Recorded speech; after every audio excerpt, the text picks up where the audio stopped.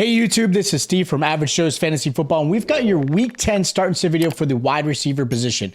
Of course, a lot of teams are on a bye. You've got 4 teams on a bye this week.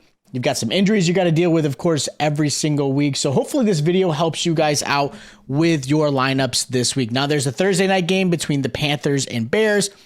I wouldn't say there's really anybody besides Thielen you're going to start this week. I'm not 100% confident in DJ Moore with Fields still being out. So really not a whole lot to talk about there. Now, the 4 teams that are on a bye, you've got the Chiefs, Eagles, and then Dolphins and Rams. So pretty good receivers are going to be out this week. So again, you got to take account for that. Again, haven't checked out our waivers and you have still some players that are available, check that out. Hit some in the comments, of course. And if you haven't already, check out our start and sit videos for your running back and, of course, quarterback position just to help you guys out this week. We get maybe 5 weeks away before the playoffs start, so every win is probably very important for all of you. Unless you somehow are still undefeated, congrats if you are, and you're probably in a better position, but everyone else is probably fighting for those last little bit of playoff spots. So hopefully these videos have helped you guys out. Now, these are your obvious receivers you should be starting this week, without a doubt. Whether it's matchup or if they just get plenty of targets, they're going to be in your lineup. Now, this first receiver I'm going to mention as a pretty good start is going to be Terry McLaurin versus the Seahawks. Here's my hesitation with McLaurin. Dotson has done a pretty good job and has shown up really well the last few weeks. But the reason I still think McLaurin is because he's definitely the number one. He's still getting plenty of targets his way. Now, the connection hasn't been fantastic with him and Sam Howell for whatever reason, but I like McLaurin this week because I still think he's going to get plenty of targets his way. This is going to be a team that is really pass heavy, right? They're not utilizing Brian Robinson or Antonio Gibson a lot. They're pretty much playing behind most games. I think this is going to be a more even match game, as weird as that sounds. I think the Commanders are actually a pretty decent team. And the Seahawks, I'm not really sure where they are, right? The record says they're good. I'm not quite sold on them yet, especially because I don't believe in that offense. The defense is good, not quite sold on that offense. But I do expect this team to be, again, behind for the Commanders, where I think they're going to have to pass. And I believe he's going to get plenty of targets. Again, I think you could even play Dotson this week if you needed to. If you have him, I think he's going to be more of a flex play than where I think McLaurin is more of a solid wide receiver too.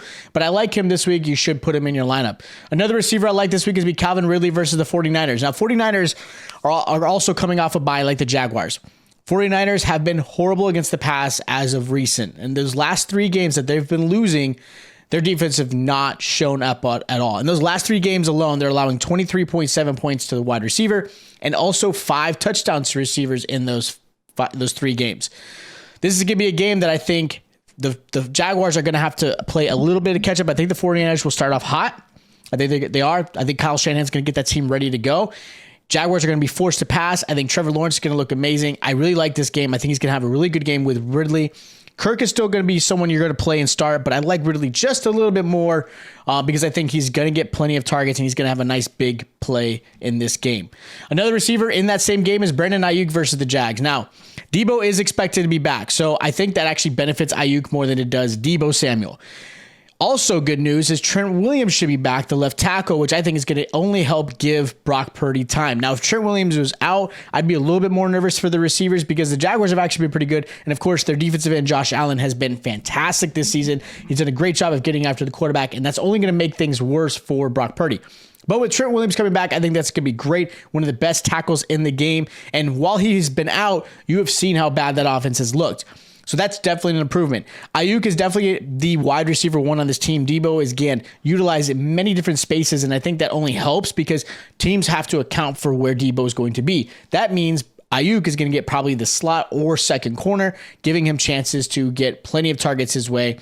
And realistically, I think he's going to get in that 16-point range, which is where Jaguars have allowed receivers at on average. So I think it's going to be a pretty good team game. I think both players are going to do well. I think Debo isn't going to be as well as Brandon Ayuk. I like Brandon Ayuk a little bit more. Now, the last receiver I do like is going to be DeAndre Hopkins versus the Bucs. Now, Hopkins did not look great last week, and I think a lot of it's just Will Levis and them figuring things out and that offense figuring things out. I do give the edge just a little bit to the Hopkins this week because Bucs have not been good against the pass, right? As of late in the last 4 games, they've allowed 23.7 points to receivers. They've also allowed 7 touchdowns in those 4 games. Carlton Davis looks horrible. Their front seven's pretty good. They're doing a good job of stopping the run. But I think this is going to be a game that it's going to be a pass-heavy game, I think, between Baker and Will Levis. Will Levis, I think, is going to continue to grow his ability to read defenses a little bit better, make smarter plays. I think DeAndre Hopkins is going to be a nice, solid wide receiver too this week.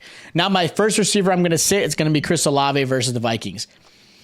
You're probably starting him because of your buys. You're probably starting him based off injuries, and I get it. But if you have more options at the wide receiver position, I'm a little hesitant with Olave this week. This is actually a pretty tough matchup. Vikings actually have done a really good job against the pass. The last 5 games alone, they've held receivers to 11 points a game and only 1 touchdown so far in those 5 games. So that does concern me. Now, the other concerning part is Derek Carr and Olave have been really off and on. There's some plays they're on the same page and they look really good. There's some games they just don't look like they're on the same page at all. Derek Carr's yelling at them. The routes aren't being ran properly, whatever the case may be. I think there's going to be a little bit of mix of both. I don't think they're completely in sync at all. And I do think the Vikings defense, as crazy as that sounds, has done a really good job showing up. I think this is going to be a game that Olave does not do well. Mike Evans is another receiver I'm considering as a sit. You could even consider putting Godwin in that same scenario because the receivers have not looked good. They're going against the Titans this week. Evans really, again, has not played well. And the Titans are pretty good defensively. They're not amazing, but they're pretty good, right? Evans has only seen about 13 points in the last few games since the bye week. Before that, he was averaging 17.9, so that was huge.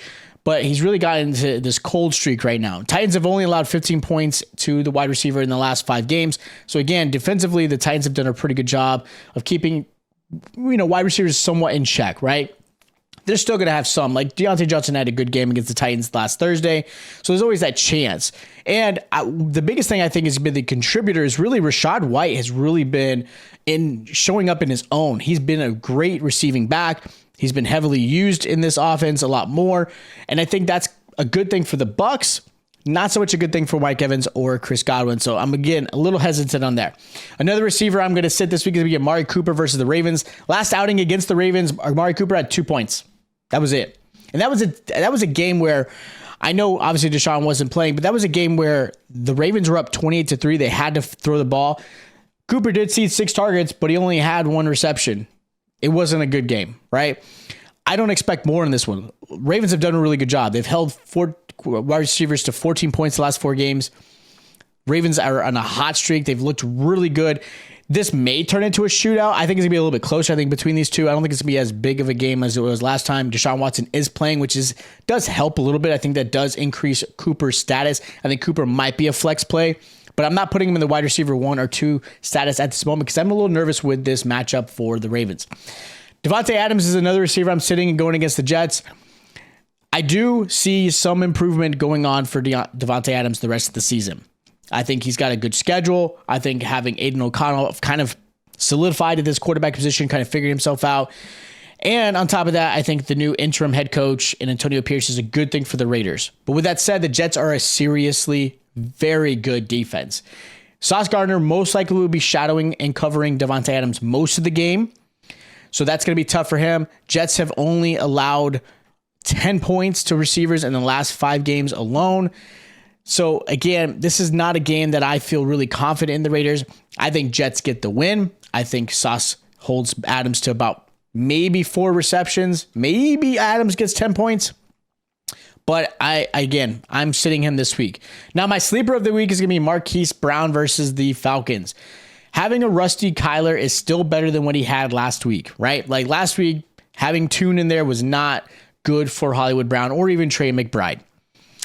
Hollywood is going against an Atlanta team that was pretty hot defensively at the beginning of the season in the first 5 games or so. But as of late, the last 4 games, they're allowing 19.8 points, 5 touchdowns in those 4 games. So again, having Kyler Murray back, getting targeted pretty heavily, that's my assumption. And on top of that, a defense that had been struggling as of late.